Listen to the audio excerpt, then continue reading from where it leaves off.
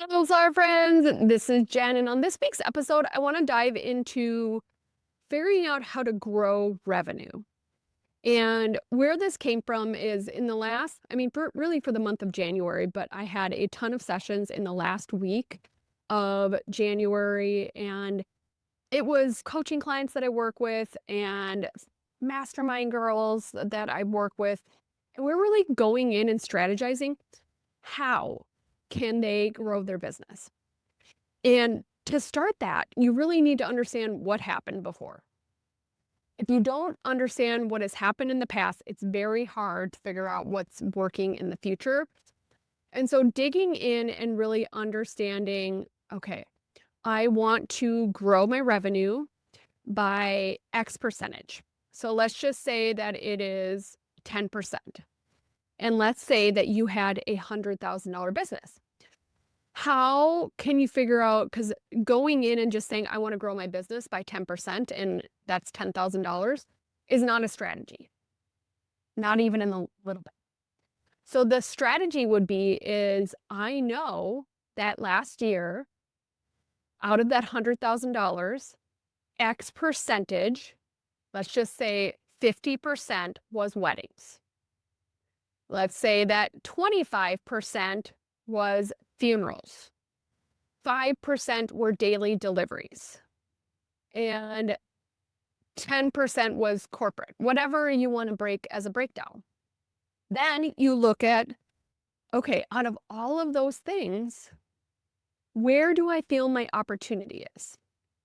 I had one florist grow her wedding business, her wedding revenue, by 40% in 1 year.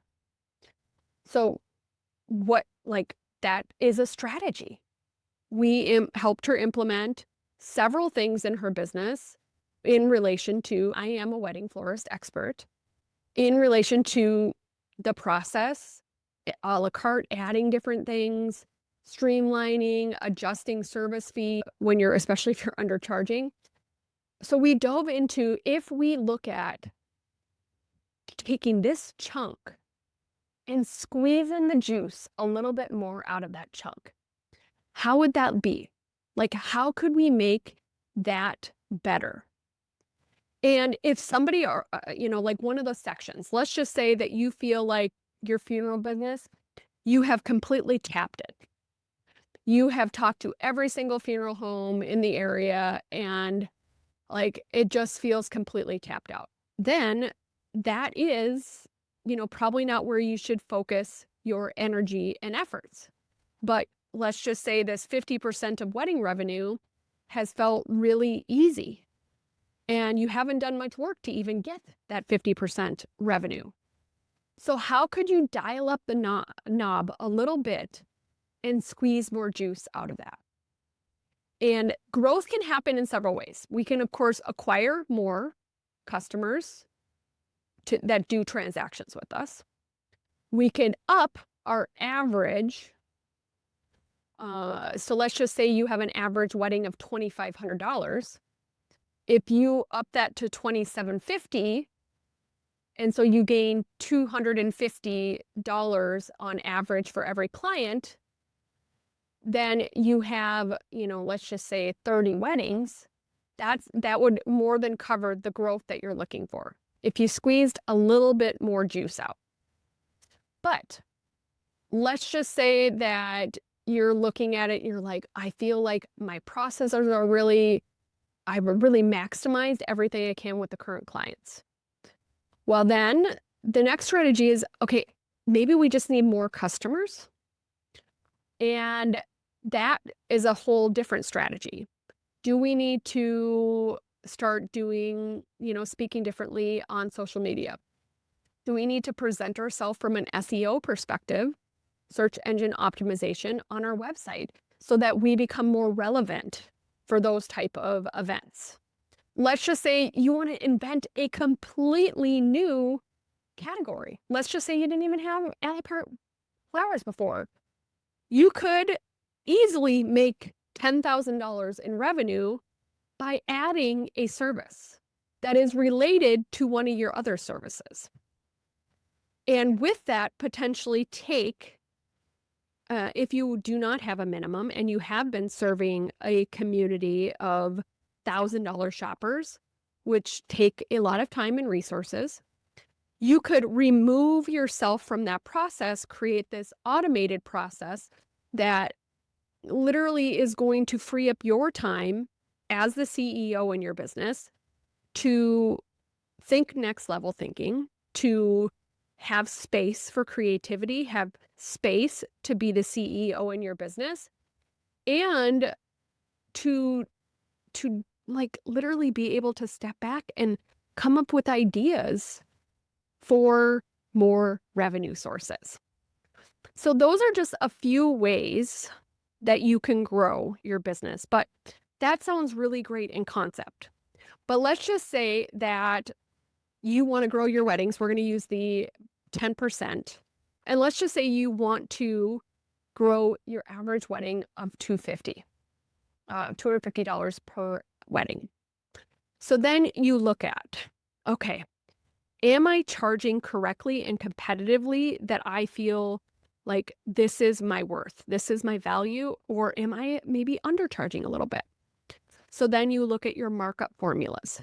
You potentially, I mean, I've had a florist that went and started sourcing direct instead of from wholesalers, and they increased their profit margin by 40%. So what could you do to squeeze more juice out of that opportunity? And really just like sit back and objectively go like, what if this happened? And when we're thinking about like this $250 per, can I look at my setup and delivery fees? Am I charging enough for those? Am I charging too little for really high touch putsy items? Like boutonnieres, corsages, personal flowers that are really time intensive. Am I charging enough for my bouquets? Am I charging enough for winter weddings when I have to wrap everything in plastic?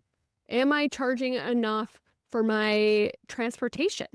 There are so many components that if you tweaked, like, okay, I want to raise my delivery fee by about $50 or $75 per wedding to help, for one, pay your worth and all the time that it takes to deliver this. And then also to help offset some of those costs and the increase in costs. A lot of flowers cost, 20 to 25% more right now because of the tariffs enacted. Have you raised your prices commensurate with those increases? So even going in and revisiting your markup margins, even your labor, like labor costs more, you guys. Labor costs more. It is just a fact. And so if you want to grow revenue, things cost more in the world we're living right now. And you can take up the opportunity to dive into, hey, I need to keep up. I need to adjust just to keep up. Of course, you could also try and go, okay, I know that I can grow my revenue if I get like maybe I did 15 weddings and 5 of those were really big over the top. So maybe next year 8 are. That could easily, with a $3,000 per increase on an additional 3 to 4 events, that could easily compensate and get you to that 10% increase of $10,000. Then you need to start tracking what these look like. Like if you have a forecasting tool that can actually go in and say, okay, here is my weddings right now that I have, or here's like my book of business that I have right now. And here's what I'm estimating our target is for that. And then look at those weddings and go, okay, right now I am tracking for $70,000 of revenue. And then figure out, compared to last year, what is your current average per wedding that you have on the books for next year? you might already be on your way just with maybe some tweaks in the clients that you've had to attracting higher end clients, because those 3 over the top weddings that you did last year, you've been really putting those on social media and showing people what you can do. Then you can go in and think, okay, I'm already on track, but I want to add 5 more. And then in adding 5 more weddings, you have easily, because you've already upped your average, you're easily already at your target. So it is about reflecting, but it's also about forecasting.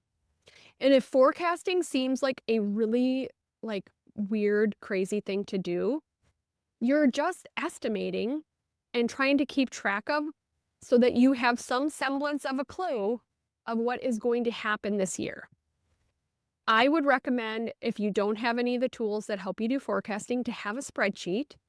And in that spreadsheet, you have your wedding, what you're estimating the total is going to be. And every time you get a wedding as part of your process of intake, you go in and plug it into your spreadsheet. And so that at any time you can go and total that up. And then even you can go and divide it by the number of weddings that you have. And you can easily forecast what your year is going to look like. Then from there, it's not done yet. If somebody is forecasting, their wedding is going to be $7,500, I have so many times at that month out call where we solidify details, I've added $1,000. I've upsold them with a fun idea, a fun concept, something that God, you need this at your wedding. Like, I saw this picture and I thought of you. It is so magical and I love it and it's beautiful. And I thought of you. So those opportunities, even if, let's just say you're at a lower average, there is still hope to rebound, that you can get on track for bigger and better things. And I just know that there is so much opportunity out there if we're strategic, if we're looking things from a fact base instead of a feeling based decision. So are you running your business based on facts, based on data? Or is your QuickBooks such a hot mess that you have no idea what revenue you made last year right now? Is your QuickBooks such a hot mess that you have no idea if you actually even made any money? Because when you can go into forecasting things, you can start to go in and actually forecast paying yourself, you guys. I have talked with so many florists who are not properly paying themselves. If you have listened to my episodes on Profit First, you deserve to make money. This is not a hobby. This is your livelihood. This is serious. And I want you to pay you your worth in 2026. And I know a lot of florists that they're like, the perceived value of a million different things actually is the equivalent to them paying themselves. And that is not true. Those things, if you were a business owner, you should have perks with your business. So buying a car and using that car for both things, even though, you're supposed to have percentages based on use, that is not equivalent to you paying yourself. You deserve to make money in your business. And forecasting and really going into, I actually want to pay myself my worth this year, and figuring out how to do that. That's forecasting. That's reflecting at what's happened before. And then also in that reflection going, okay, in looking at all my expenses, I need to cut my expenses. So potentially maybe I'm going to start buying direct from rose farms in Ecuador to reduce my costs. I am going to try to not be buying candles last minute, and so I can actually source them wholesale. Whatever it is, you're doing things to help cut expenses so that your profit margin is increased. And when you have an increased profit margin, you have more money to pay yourself. And that's what we want. We want you to be able to pay yourself. So if you haven't ever read the book Profit First or listened to the audiobook, that is a fundamental operating system of how to pay yourself. Like how to pay yourself. It's that easy. And I'm so passionate about like people paying themselves in general. And so if you do a coaching session with me, I'm going to ask you how much money you've paid yourself. I'm going to ask you like all things money because we're doing this to pay yourself. We're working so hard because I work so hard to not pay myself. It's ridiculous because I work really hard and I want to be paid for that effort. And so should you. Like, we shouldn't be busting our ass, busting our back, literally, and running around trying to make everybody's magical dreams come true. And then we don't pay ourselves to make our own magical dreams come true. You deserve to pay yourself. And it isn't an afterthought. It is a forethought in your business. When you step into the role of CEO, you're going to start looking at like, this is a business. This is something that I need to take seriously. And I want to help you guide through that process. So if this sounds crazy, like you have no idea where to even start, I would love to do one-on-one session with you. I will actually put the link. I don't normally just throw that out there, but I will put the link to book a one-on-one private session with me in there because I want your business to become the business of your dreams in 2026. And if you keep doing the same shit, the same stuff over and over again, it is not going to change. Things are going to stay the same. And are you happy with that? Because I know I'm not. I want bigger, more badass things in my life. I want bigger, more badass things in your life. And that all starts now with a plan, a strategy for growth, a strategy for making your dreams come true. So head to that. And if you want support, and I know you guys are like, oh, she's talking about the mastermind again. The Floral CEO Mastermind is a game changer. Not only are you surrounded by other powerful women who want to grow their business, we have monthly training topics. You get a monthly Q&A. This is such a value that it is unlike any mastermind out there, and I would love for you to be a part of it. Head to floralceo.com/mastermind. Thank you so much for listening, Flower Friend, and you have an amazing flower-filled day.